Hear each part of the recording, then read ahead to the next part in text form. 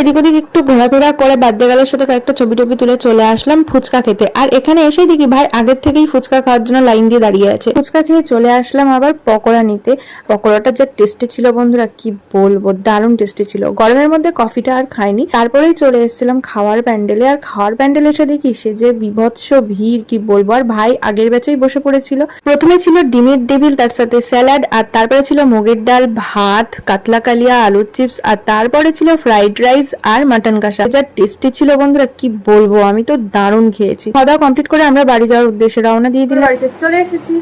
আমার লাইফে এত তাড়াহুড়ো করে এই মনে আমি প্রথম খেলাম, মানে মাটন খেতে খেতে ওর মধ্যে চাটনি, পাঁপড়, মিষ্টি, দই, মানে এ টু জেড সমস্ত কিছু চলে এসেছে। তখনও আমি মাংস খেয়েই যাচ্ছি। আর তারপর চাটনি পাঁপড় কোনো রকমে মানে না খাওয়ার মতন খেয়ে উঠে চলে আসলাম বাড়িতে। দেখা হচ্ছে তোমাদের সাথে নেক্সট কোনো ব্লগে। বাই।